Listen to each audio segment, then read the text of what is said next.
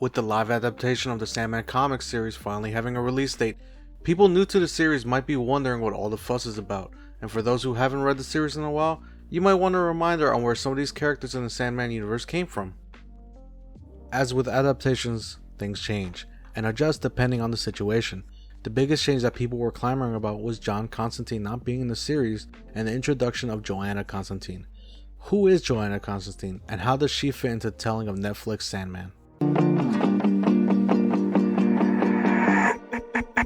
Jon Constantine has grown in popularity over the last 2 decades with more appearances in mainstream comics, his own television series, and subsequent appearances on Dungeons of Tomorrow by the great Matt Ryan.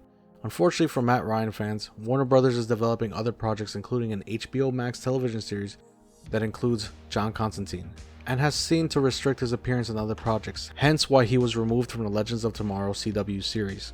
I'm sure that this is one of the reasons as to why we're not seeing his character in the Sandman series, but Neil Gaiman mentioned that despite this, the decision to use Johanna Constantine instead of Jon was made early on in the development cycle. The fact that the creator of the series is clearly okay with this change of character should deter any negativity. It won't, but it should. That being said, I think many people are overestimating Jon Constantine's role in the series. While it's true that Constantine appeared in the first few issues of the Sandman series, his appearance was limited. After Morpheus escapes his prison, he sets out to collect his totem of power. One of these is his pouch of sand. Constantine happens to have come across this in his adventures. During the course of the issue, they find the pouch, but at a cost. That of the death of an old girlfriend of Jon's. After that, his next appearance is over 60 issues later in issue 71. As far as the character Johanna Constantine, she exists in the comic as well, as an ancestor of Jon's from the late 18th century who encounters Dream.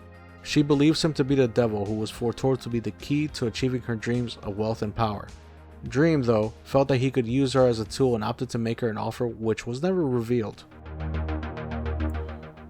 Before continuing, hit that like button if you like what you're seeing so far, and subscribe so you don't miss my next video. Okay, for now, on to the next. I would like to say there's more, but to be honest, Jon Constantine, as much as I enjoy the character, he plays a glorified cameo in the original series, which is fine in the context of the series. My concern is that they would extend the role within the series to be a regular character, but if that happens, it may take away from the story of Morpheus within the show. That being said, having the character involved more, if done correct, would add a lot of value. Casting of Johanna was spot on with Johanna Coleman being cast in the role. For those unaware of Johanna Coleman, she played the companion of the 11th Doctor and arguably one of the best companions in the modern era.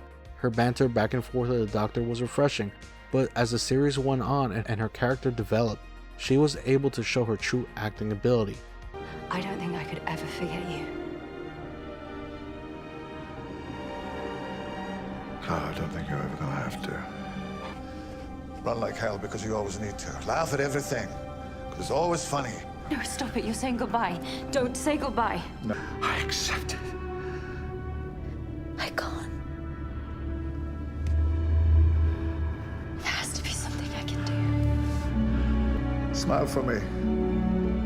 Go on. Clara Oswald. One last time. How could I smile? All this being said, I can't stress this point enough, but Gaiman has had heavy involvement in the development of the series. Added to that, in an interview with Entertainment Weekly regarding to changes made in moving things to a modern setting, I think there is something very odd and organic that happened by being able to go, okay, we're not doing it as a period piece, we're not setting it. Sandman, when it came out, was being published from 88 until 1996 and is set from about 88 until, I think, 1993. Technically, it's a much more compressed time period. What we did here was just go, okay, he's going to be imprisoned in 1916, just as he was, but he's going to get out now. Let's see what happens. yeah. And that's changed some things. It's changed less than you'd imagine, but it's also given us a world which again feels very much like its own world.